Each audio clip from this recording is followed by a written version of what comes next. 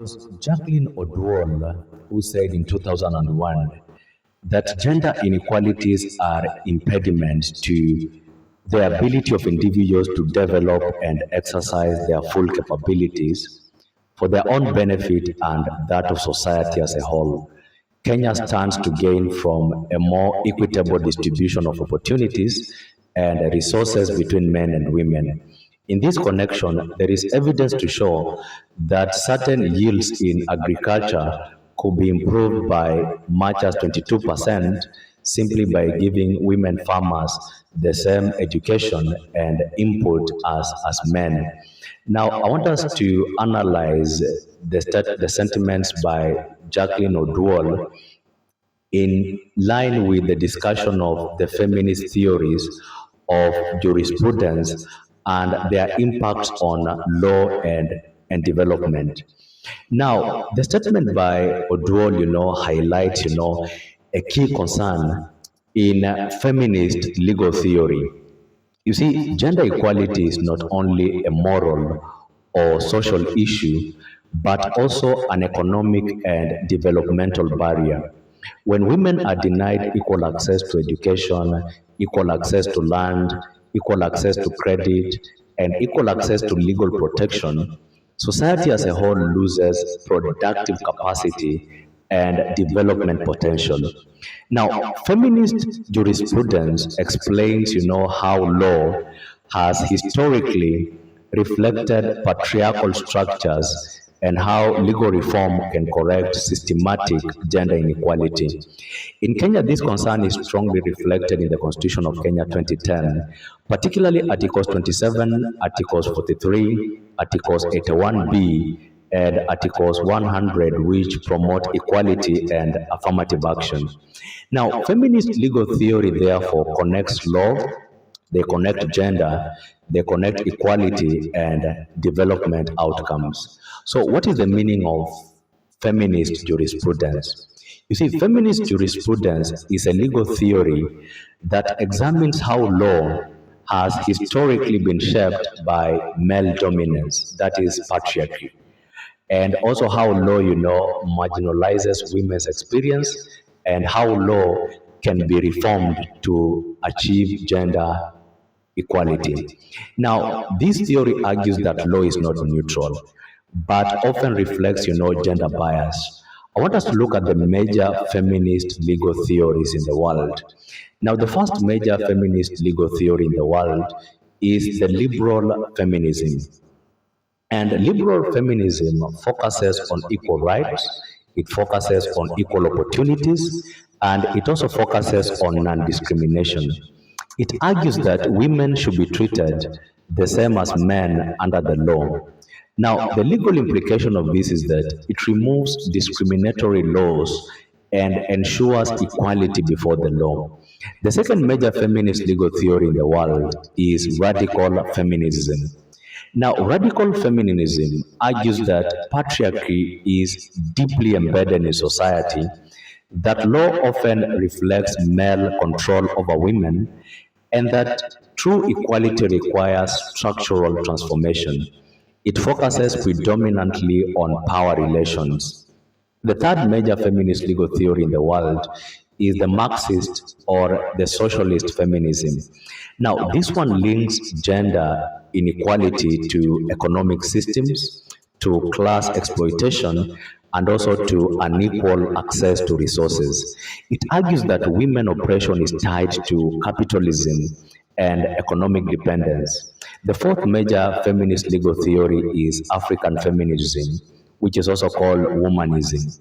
And this one focuses on African cultural context, community-based gender equality, and also balancing tradition, and rights.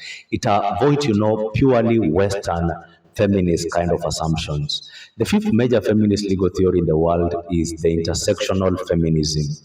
Now, intersectional feminism argues that gender discrimination interacts with class, interacts with ethnicity, interacts with disability, and it also interacts with geography, so that women do not experience inequality uniformly.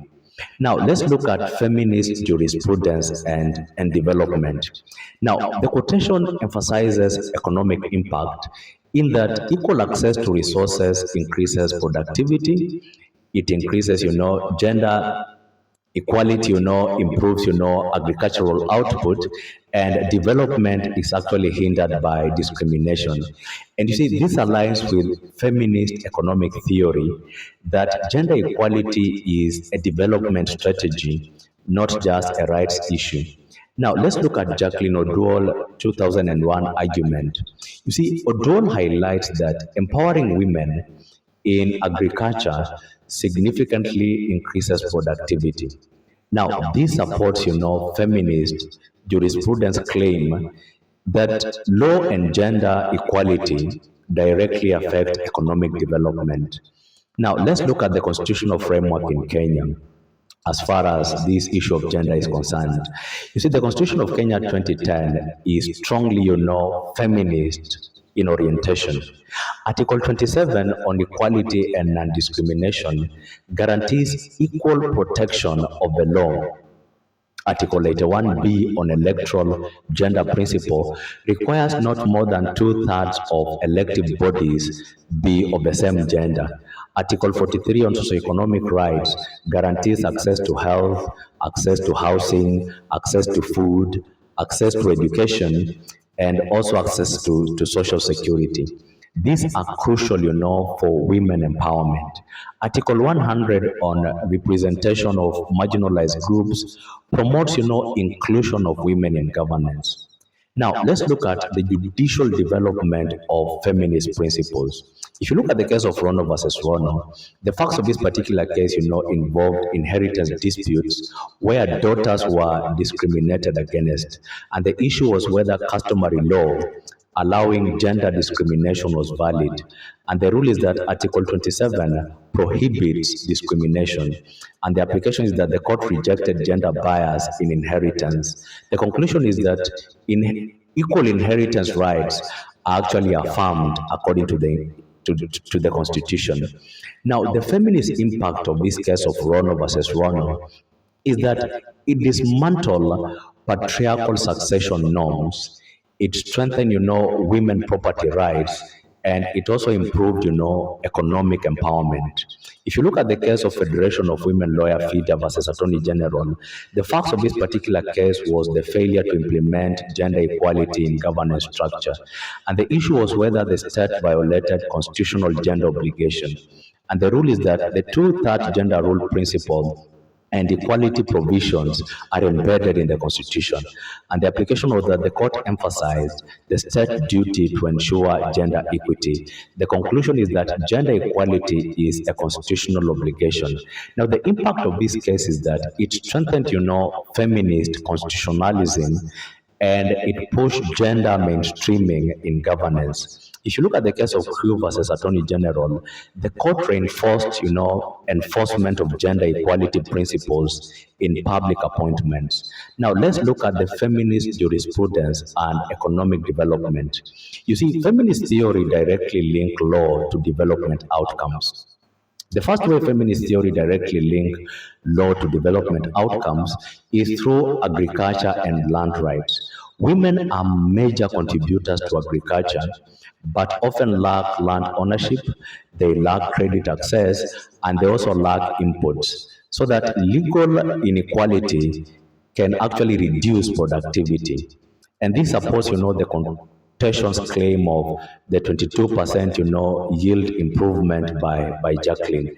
The second way feminist theory directly links law to development outcomes is through labor and employment law. You see, feminist legal reforms ensure equal pay, ensure maternity protection, and also ensure, anti-discrimination in employment. This increases, workforce participation. The third way feminist theory directly links law to development outcome is through property rights. In that, without property rights, women cannot secure loans, they cannot invest, and they cannot, build wealth. In the case of Kivyutu versus Kivyutu, Courts increasingly, recognize equality in property and succession matters in this particular case. Now, let's look at the feminist jurisprudence as a tool of social justice. Now, feminist theory contributes to a number of things. First, feminist theory contributes to redistribution of power, in that law shifts control over land, over income, and also political representation. Second, feminist theory contributes to protection from violence, so that legal frameworks address, domestic violence, sexual offenses, and also workplace harassment.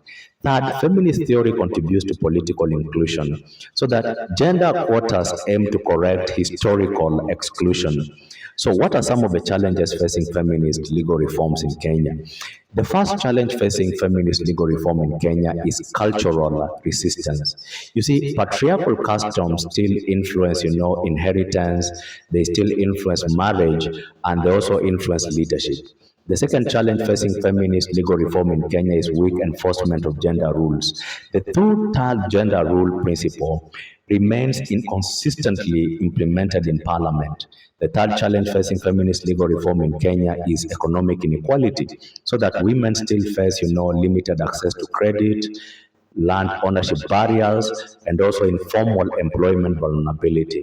The fourth challenge facing feminist legal reform in Kenya is institutional barriers. And this is where we have slow judicial and administrative implementation of gender laws. So here is the critical evaluation of the feminist theory of jurisprudence and their impact on law and development. You see, the strength of feminist jurisprudence is that it exposes gender bias in law, it promotes equality, it improves economic productivity, it strengthens, constitutionalism, and it enhances, human rights protection.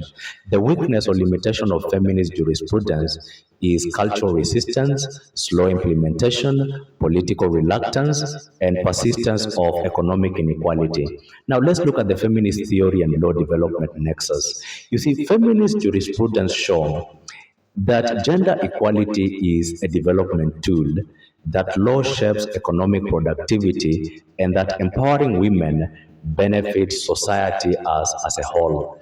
This directly supports the quotation of economic argument. Now, the conclusion is that feminist theory of jurisprudence demonstrates that law is not neutral, but historically shaped by patriarchal structures. These theories argue for legal reform to achieve equality, to achieve justice, and inclusive development. In Kenya, feminist jurisprudence has significantly influenced constitutional design, judicial interpretation, and legal reforms, especially under Articles 27, 43, and 81 of the Constitution of Kenya 2010. Cases such as Rono versus Rono and FIDA Kenya versus Attorney General generally shows how courts have actively advanced gender equality. However, despite strong legal frameworks, cultural, institutional, and economic barriers still limit, full realization of gender equality in Kenya. Ultimately, feminist jurisprudence confirms that gender equality is not only a human rights issue, but also a key driver of national, economic, and social development. If it is your first time here, make sure you subscribe and you follow this channel for more legal lessons.